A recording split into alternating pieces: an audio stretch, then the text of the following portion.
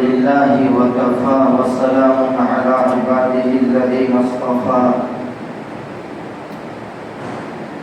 أما بعد فأعوذ بالله من الشيطان الرجيم بسم الله الرحمن الرحيم قال الله تبارك وتعالى في القرآن المجيد والفرقان الحميد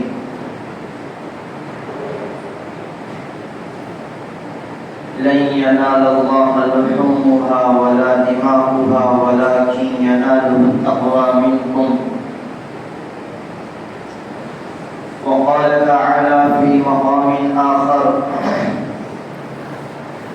فصل لربك وانحر صدق الله العظيم اللهم صل على سيدنا محمد في أول وأوسط وآخر كلامنا میرے نہایت محترم بزرگوں عزیزوں اور نوجوان ساتھیوں، اللہ تبارک و تعالیٰ کا بے انتہا کرم ہوا، فضل ہوا کہ اس رب کائنات نے ہم سب کو ایمان کے اوپر پیدا کیا ہے۔ ایمان کی قدر و قیمت، ایمان کی اہمیت اس دنیا میں معلوم ہو یا نہ معلوم ہو، کل قیامت کے دن ایمان کی قدر و قیمت، ایمان کی اہمیت اور اس کی فضیلت کل قیامت کے دن آپ حضرات کو معلوم ہو جائے گی۔ اللہ تبارک و تعالیٰ نے ایمان کو دینے کے بعد ایسے ہی نہیں چھوڑ دیا، بلکہ مومن بندوں کے اوپر بہت سارے احکام کو مقرر کر کے رکھا ہے، یعنی منچاہی زندگی مومن نہیں گزار سکتا۔ شریعت کے مطابق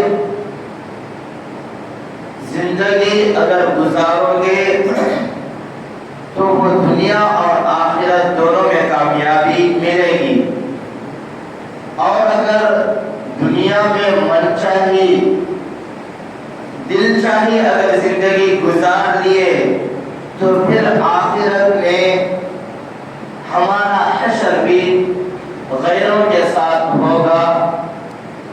حساب و کتاب، عذاب و عقاب کے بعد اللہ تعالیٰ جو فیصلہ فرمائیں گے وہ مقرر ہوگا۔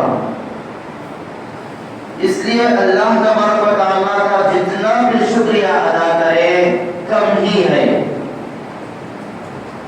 اور اللہ تبارک و تعالیٰ نے ہم کو مومن پیدا کر کے بہت سارے احکام کو مقرر کر کے رکھا ہے مومن بندوں کے اوپر۔ جس طرح نمازوں کو فرض کر کے رکھا ہے،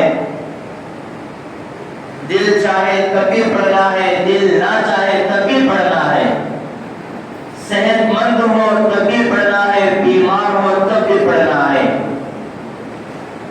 مالدار ہے تب بھی پڑھنا ہے، غریب ہے تب بھی پڑھنا ہے، حاکم ہو یا رعایا ہو، ہر حالت میں نماز کسی کو بھی معاف نہیں ہے۔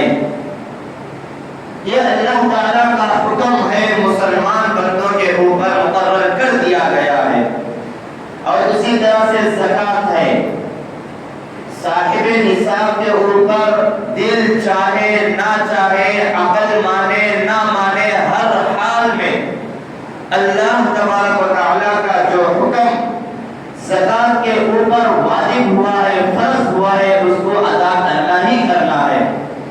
اس میں دل نہیں چاہ رہا ہے، گھر والے نہیں مان رہے ہیں، کسی کی کوئی نہیں چلے گی، کرنا ہے بس کرنا ہے۔ اور اسی طرح رمضان المبارک کے مہینے ہیں، یہ بھی رکھنا ہی رکھنا ہے۔ اور اگر کوئی بندہ اتنا معذور ہو چکا ہے، اتنا لاغر اور دبلا ہو چکا ہے اور اتنی طاقت اس کے اندر نہیں ہے، تو اس کے بعد دوسرا آپشن شریعت مقرر کر رکھی ہے، ہم اپنے عقلوں سے مقرر نہیں کریں گے۔ اگر روزہ نہیں رکھ سکتا ہے تو آگے کیا کرنا ہے؟ فدیہ دینا ہے۔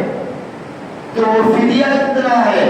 یہ سب کے سب شریعت مقرر کر کے رکھ دی ہے، اور ہم کو صرف اور صرف اسے فالو کرنا ہے، اسے ماننا ہے۔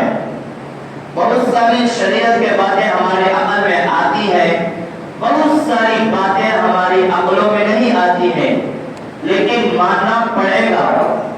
جس طرح ایک چھوٹا سا مسئلہ ہے کہ وضو بہت ساری چیزوں سے ٹوٹ جاتا ہے۔ اگر بندہ استنجا کو جائے تو استنجا کرنے کے بعد وضو ٹوٹ جاتا ہے۔ اگر ہم استنجا کی جگہ کو دھل دیے تو پاک ہو گیا۔ اب اگر نہیں تو پورا بدن پانی نہانا پڑے گا، یہ عقل کہتی ہے۔ عقل سب سے پہلے یہ کہتی ہے کہ استنجا کی جگہ کو استنجا سے فارغ ہونے کے بعد دھل لیتے ہیں تو مسئلہ ختم ہو جائے گا۔ اور اگر نہیں آپ کو بدن دھونا ہے تو مکمل بدن دھونا پڑے گا، لیکن شریعت کیا کہتی ہے کہ صرف وضو کر لیا کرو۔ دونوں ہاتھ، چہرہ اور سر کا مسح، پیروں کا ٹخنوں تک مسح کرنا، پیروں کو دھلنا، یہ عقل میں آنے والی بات نہیں ہے، لیکن شریعت کہتی ہے تو ماننا پڑے گا۔ اگر نہیں مانے، ہم اپنی عقل کی چلائیں تو میرے بھائیوں نماز بالکل قبول نہیں ہوگی۔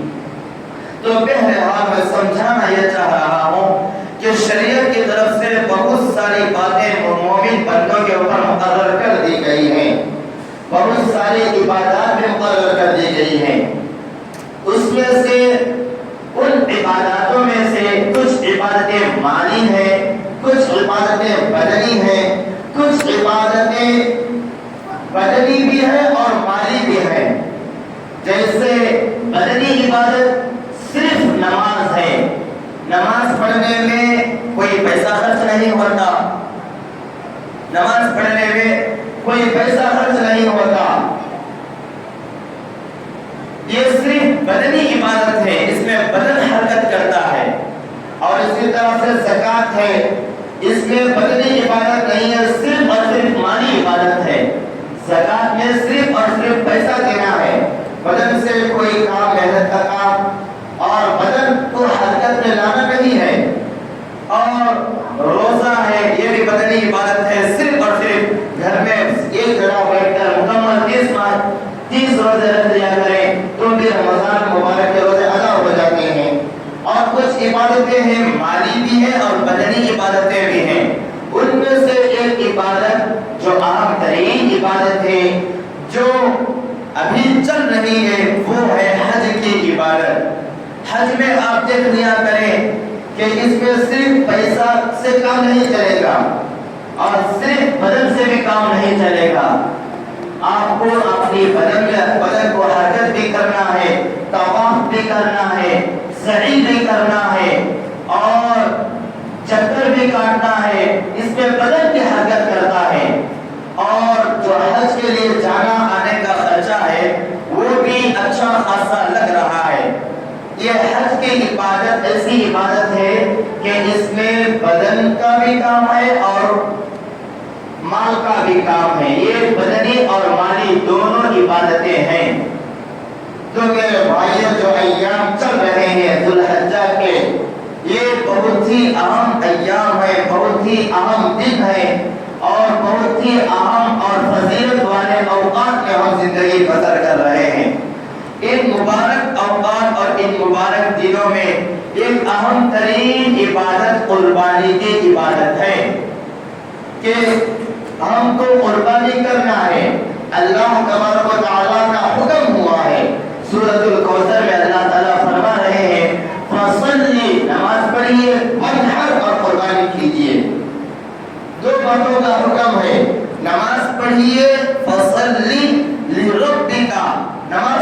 ہے کس کے لیے؟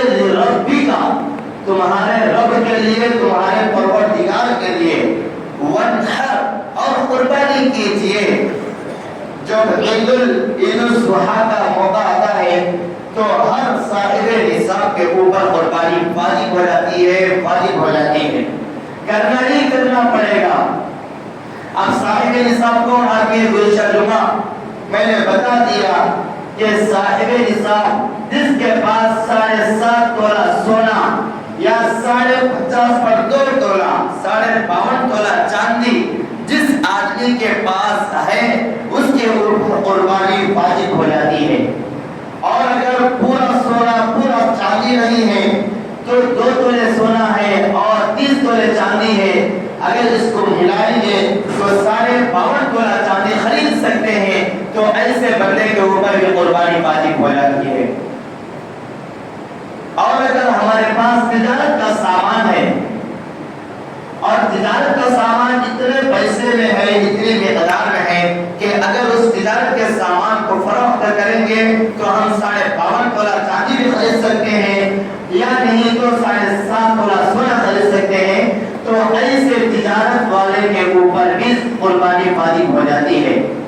اور جو قربانی کا نصاب ہے مال کا ہونا، زکات کے لیے مال کے اوپر سال کا گزرنا ہے، حولان حول کہتے ہیں اس کو عربی میں، کہ اگر کسی کے پاس 7.5 تولہ یا 52.5 تولہ چاندی ہے، سونا ہے، تو اس کے اوپر مکمل 1 سال گزرنا ہے۔ لیکن اگر قربانی واجب ہونے کے لیے 1 سال گزرنا نہیں ہے، جو قربانی کے 3 ایام ہے، 3 دن ہے، اگر ان 3 دنوں میں اگر کسی بندے کے پاس اتنا مال آ گیا تو اس کے اوپر قربانی واجب ہو جاتی ہے۔ اور تیسرے دن سورج غروب ہونے سے 1 گھنٹہ پہلے بھی اگر کوئی آدمی اتنے مال کا مالک ہو جاتا ہے تو اس کے اوپر بھی قربانی واجب ہو جاتی ہے۔ اب قربانی کن کن جانوروں کی کرنا ہے؟ قربانی کن کن جانوروں کی کرنا ہے؟ سب سے پہلے اونٹ اور اونٹنی، اس کے ساتھ ساتھ عمریں بھی سن لیا کریں کہ اس جانور کی عمر کتنی ہوگی تو قربانی اس میں جائز ہوگی۔ تو سب سے پہلے اونٹ اور اونٹنی کا نمبر آتا ہے، یہ بھی شریعت میں قربانی کرنا جائز ہے، اور ان کی عمر کم از کم 5 سال ہونا ضروری ہے۔ اگر 5 سال میں سے 1 دن بھی 1 گھنٹہ بھی کم رہے گا تو آپ کے پیسے اور آپ کی قربانی بالکل ضائع ہو جائے گی، واجب قربانی ادا نہیں ہوگی۔ اگر 1 گھنٹہ اگر 1 دن بھی 5 سال سے نیچے ہے تو میرے بھائیوں پورے کے پورے پیسے ضائع ہو جائیں گے، بیکار ہو جائیں گے، آپ کی قربانی ادا نہیں ہوگی۔ اونٹ اور اونٹنی میں 5 سال ہونا ضروری ہے، اور ضروری ہے، شرط ہے۔ اس سے کم عمر والے جانور اونٹ اور اونٹنی میں قربانی بالکل جائز نہیں ہوگی۔ اور دوسرے نمبر پر بیل، گائے، اور اسی کے قسم میں سے بھینس اور کھلا، یہ جانور آتے ہیں، ان کی بھی قربانی جائز ہے۔ اگر کوئی آدمی گائے، بیل اور اسی طرح سے بھینس اور کھلا جو مرد ہے اگر اس کی بھی قربانی کرنا چاہے تو کر سکتا ہے، آرام سے کر سکتا ہے، قربانی ہو جائے گی۔ فقہاء کرام نے لکھا ہے، اور اس کی عمر ہے مکمل 2 سال ہونا، مکمل 2 سال ہونا۔ اگر 2 سال ہونے میں 2 دن بھی رہیں گے تو قربانی نہیں ہوگی۔ آج کل دوسرے شہروں کی بات نہیں کر رہا ہوں، ہمارے شہر میں بہت سارے مقامات پر یہ قربانی کے خاص موقعوں کے اوپر جو حصے لے کر قربانی کر رہے ہیں، تو میرے بھائیوں یہ دھندے کی شکل اختیار کر گئی ہے۔ یہ دھندا ہو رہا ہے، دھندا کہ قربانی کا حصہ متعین کر دیے اور مکمل پیسے 7 حصوں کے پیسے ہم کو 25,000 آ گئے۔ ایک مثال سے سمجھا رہا ہوں، اس لیے کہ حالات ویسے آ گئے ہیں اور بات کو سمجھنا بھی چاہیے۔ اگر ایک بیل 25,000 میں مل رہا ہے، ایک بیل 7 حصوں کی قیمت اگر 25,000 بیٹھ رہی ہے تو جو حصے ڈالنے والا ذمہ دار ہے وہ 25,000 وصول کر لے گا اور وہ خریدے گا 15,000 روپے میں۔ जानवर को खरीदेगा 15,000 रुपए में, 15, और चाहे उसकी उम्र 2 साल हो या 2 साल ना हो, 1 साल हो या 1.5 साल हो, बहरहाल वो खरीदेगा 15,000 में। वो उम्र को नहीं देखेगा बल्कि पैसों को देखेगा। देखने के बाद उसके बाद फसाई की जितनी उजरत बैठेगी उतनी दे देगा मजदूरी। उसके बाद मेरे भाइयों, इस तरह का काम हमारे शहर में साफ तौर पर कहता हूँ जगह जगह पर बहुत सारे जानने वाले भी ये काम कर रहे हैं कि तोल कर और 5 केजी 6 केजी अलग अलग करके एक अगर बड़ा काट दिए हैं तो उसमें 20 हिस्से भी बना रहे हैं, 15 हिस्से भी बना रहे हैं। मेरे भाइयों, बिल्कुल कुर्बानी अदा ही नहीं होगी, बिल्कुल कुर्बानी अदा नहीं होगी। आप आलिम को दे रहे हैं या मुफ्ती को दे रहे हैं या मामूली आदमी को दे रहे हैं, अगर आप हिस्सा डालना चाहते हैं तो आपका हिस्सा जिस जानवर में कटेगा उस जानवर की तलाशी लीजिए, उस जानवर को देखिए खुलकर कि इसकी उम्र, कि इस जानवर में मेरा भी एक हिस्सा है, कटने वाला है, क्या इसकी उम्र 2 साल को पहुंची है या नहीं पहुंची है। अगर नहीं पहुंची है तो आपकी कुर्बानी अदा ही नहीं होगी, आपकी कुर्बानी अदा नहीं होगी। आजकल क्या आराम के दिन आ चुके हैं मैं बता नहीं सकता हूँ कि कुर्बानी लेकर जानवर को ज़बह करना बहुत मुश्किल हो गया है। आसानी के लिए सिर्फ फोन में हिस्सा मुतय्यन कर देते हैं कि मेरा भी हिस्सा मुतय्यन कर देते हैं, और वहाँ पर जो अल्लाह का बंदा कुर्बानी में जो हिस्से कटा रहा है वो अल्लाह अगर हाजिर और नाजिर समझेगा, अल्लाह के उसके दिल में अल्लाह का डर बैठा हुआ होगा तो वो सही माने में कुर्बानी करेगा, और अगर नहीं तो मेरे भाइयों यही धंधा चल जाएगा और आपकी कुर्बानी बिल्कुल अदा नहीं होगी, बिल्कुल अदा नहीं होगी। इसलिए अगर आप हिस्से देने का मामूल आपके पास है तो आप जाकर जानवर को देखिए। हजरत इब्राहिम अलैहिस्सलाम जब अपने बेटे हजरत इस्माइल अलैहिस्सलाम की कुर्बानी कर रहे थे अल्लाह ताला के हुक्म से, असल ये है कि जानवर को खरीदे, जानवर को खरीदने के पास अपने पास रखे, जानवर से मोहब्बत पैदा हो और जानवर को चारा पैसों से खरीद कर डाले और जानवर को खुद चराने लेकर जाए और जानवर से इतनी दिली मोहब्बत पैदा हो जाए कि उसको ज़बाह करने में तुम्हारे दिल में तकलीफ हो। या हजरत इब्राहिम अलैहिस्सलाम के दिल में हजरत इस्माइल की मोहब्बत नहीं थी। अल्लाह तबारक व तआला ये देखना चाह रहे थे कि बेटे की मोहब्बत बढ़कर है या मेरा हुक्म बढ़कर है। हजरत इब्राहिम को हुक्म देने के बाद यही देखना चाहते थे कि मेरे हुक्म के सामने अपने लाडले लफ्ज़ जिगर को ज़बाह करता है या नहीं करता है। तो मेरे भाई, सबसे पहले जानवर की मोहब्बत को तुम दिलों में बिठाइए और उनसे उनसियत पैदा करें और उनको चारा डालें, घर के पास लाकर बांधे और उससे मोहब्बत होने के बाद आप जब छुरी चलाएंगे तो आपके आंसू निकलना चाहिए। असल माने में ये कुर्बानी है, असल माने में ये है। आजकल बहुत आसान हो चुका है, इसलिए मैं आप हज़रात के सामने हाथ जोड़कर अर्ज कर रहा हूँ कि आप जो हिस्से अगर मुतय्यन करेंगे तो देखिए कि हिस्से काटने वाला जो हिस्सा हमारा हिस्सा है कि उस जानवर के 2 साल हुए हैं या नहीं हुए हैं, तलाशी कर लीजिए। मैं बता रहा हूँ अगर आपकी कुर्बानी अदा नहीं हुई तो कल क़यामत के दिन आप उस में खड़े हो जाओगे और कटहरी में खड़े हो जाओगे और जवाब देना पड़ेगा।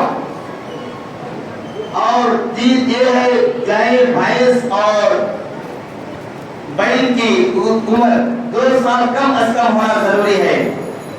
तीसरे नंबर पर बकरा बकरी पोटला पोटली उसमें जो मुअन्नस है वो भी आएगा, दुम्बा दुम्बी, इस तरह के ये है, ये जानवर तीसरी किस्म में आ जाएंगे। कम अज कम मुकम्मल 1 साल होना जरूरी है, 1 साल से कम में कुर्बानी जायज नहीं होगी। हाँ, दुम्बा और दुम्बी है, सिर्फ इन 2 जानवरों में, दुम्बा और दुम्बी में अगर ये 7 महीने के हैं 6 महीने के हैं, देखने में अच्छे खासे मोटे ताजे 1 साल के लग रहे हैं, देखने में 1.5 साल के लग रहे हैं, तो मेरे भाई असल इसकी उम्र है 6 महीने 7 महीने, तो इसमें कुर्बानी जायज हो जाएगी। ये सिर्फ और सिर्फ دمبا اور دمبی میں ہے، بکرا بکری میں بھی نہیں ہے، اس میں بھی 1 سال ہونا ضروری ہے۔ بہت سارے حضرات اس مرتبہ یہ سوال کر لیے ہیں کہ کھلگا اور اسی طرح سے بیل دیکھنے میں اچھے خاصے موٹے تازے ہیں، لیکن 1.5 سال کے ہیں، کیا قربانی ہو جائے گی؟ بالکل قربانی نہیں ہوگی۔ وہ جتنے بھی طاقتور اور جتنے بھی موٹے اور تازے ہو، اس میں 2 سال مکمل ہونا ضروری ہے۔ ان جانوروں کی قربانی شریعت میں جائز ہے اور ان جانوروں کی قربانی کرنا چاہیے۔ اور جو صاحب نصاب مالدار آدمی قربانی کرنے سے باز رہتا ہے، اللہ کے نبی علیہ السلام نے بہت سخت سے سخت وعید فرمائی ہے کہ جو بندہ قربانی نہ کرے، صاحب استطاعت، اس کے اندر استطاعت ہے، مالک نصاب ہے، اس کے باوجود بھی قربانی نہ کرے، اللہ کے نبی علیہ السلام نے فرمایا کہ وہ بندہ ہمارے عیدگاہ کے قریب بھی نہ آئے، ہمارے عیدگاہ کے قریب بھی نہ آئے۔ اس طرح کی نفرت ظاہر کی ہے اللہ کے نبی علیہ السلام نے۔ تو میرے بھائیوں، ہر آدمی قربانی ضرور بھی ضرور کرے جو صاحب نصاب ہے، اور جو مالدار آدمی یہ قربانی کرے اور یہ قربانی کا اجر ثواب اللہ کے نبی علیہ السلام نے فرمایا کہ ہر جانور کے بدن کے اوپر جو بال ہے، اون ہے، اور اس طرح سے یہ جو بھی چیزیں ہیں، ہر بال کے بدلے میں 1 نیکی ملے گی۔ کیا ہم جانور کے جسموں کے اوپر جو بال ہے اس کو گن سکتے ہیں، شمار کر سکتے ہیں؟ نہیں گن سکتے۔ اس کے بال کے بدلے میں 1 نیکی ملے گی۔ اور اللہ تبارک و تعالیٰ نے قرآن کریم میں فرمایا من جاء بالحسنہ فلہ عشر امثالها، جو بندہ 1 نیکی لے کر آئے گا تو میں اس کو 10 گنا بڑھا کر دوں گا۔ 1 نیکی کے بدلے 10 نیکیاں اللہ تبارک و تعالیٰ دیں گے۔ اور احادیث میں اللہ کے نبی علیہ السلام نے فرمایا کہ آپ جانور کو تو ذبح کر رہے ہیں، جانور کو ذبح کرنے کے بعد کل قیامت کے دن یہی جانور، قیامت کے دن آپ کا جانور لایا جائے گا، اس کے کھروں سمیت لایا جائے گا، اس کے سینگوں سمیت لایا جائے گا، اور اس کے بالوں سمیت لایا جائے گا۔ ہم گوشت کھاتے ہیں، دوسروں کو دیتے ہیں، صدقہ کرتے ہیں، غریبوں اور محتاجوں میں تقسیم کر دیتے ہیں، لیکن بال ہم نہیں کھاتے، کھال ہم نہیں کھاتے، اور سینگ ہم نہیں کھاتے، اور اسی طرح سے پیر کھا لیتے ہیں لیکن اس کے کھر نہیں کھاتے۔ اور اس کی جو رسی ہے، اس رسی کے اوپر بھی اللہ کے نبی علیہ السلام نے فرمایا کہ اس پر بھی اجر و ثواب ملے گا۔ تو میرے بھائیوں، ان جانوروں کی قربانی جائز ہے، اور سب سے پہلے نیت ہے، اگر آپ نماز پڑھ رہے ہیں دکھاوے کی نیت ہے تو نماز قبول نہیں ہوگی، روزہ رکھ رہے ہیں دکھاوے کی نیت ہے تو روزہ قبول نہیں ہوگا، اور حج کر رہے ہیں اور دل میں یہ نیت ہے کہ لوگ ہم کو حاجی کہہ کر پکارے تو آپ کا حج بھی قبول نہیں ہوگا۔ اور قربانی کر رہے ہیں 30,000 40 50 60 لاکھ روپیہ رکھ کر جانور خرید رہے ہیں، لیکن اس میں دکھاوے کی نیت ہے، شہرت کی نیت ہے، اور اس کی نیت ہے تو آپ کی قربانی آپ کے جیب میں اللہ تعالیٰ رکھ دیتے ہیں۔ اور اس مرتبہ اور ہر مرتبہ قربانی کے دنوں میں یہ وبا بھی عام ہو گئی ہے کہ اپنا جانور کا فوٹو نکال لیتے ہیں، فوٹو نکالنے کے بعد ہر آدمی کو دکھاتے ہیں کہ ہم اس جانور کو ذبح کر رہے ہیں، اس جانور کو ذبح کر رہے ہیں، اور یہ اتنا بڑا ہے، اتنے میں ہم خریدے ہیں۔ میرے بھائی، اس کے متعلق حکم سن لیجئے۔ سب سے پہلے جاندار کی تصویر فوٹو نکالنا بالکل شریعت مطہرہ میں حرام ہے، اور اس میں بھی جو جانور اللہ کے نام پر ذبح کیا جا رہا ہے اور قربانی کے لیے جس جانور کو ہم لے کر آئے ہیں اس کا فوٹو نکالنا اور دوسروں کو دکھانا بالکل خلاف ادب ہے، ادب کے بالکل خلاف ہے۔ اس لیے جہاں تک ہو سکے مسئلے مسائل علماء کرام سے، مفتیان عظام سے معلوم کر کے آپ قربانی کا بہترین اور قربانی کا اہم ترین عبادت جو ہے اس کو انجام دیجیے۔ اللہ تعالیٰ سے دعا ہے کہ اللہ تعالیٰ ہم سب کو عمل کرنے کی توفیق عطا فرمائے۔ آمین و آخر دعوانا الحمدللہ رب العالمین۔ جو حضرات سنتیں نہیں پڑھے وہ سنتیں پڑھیں۔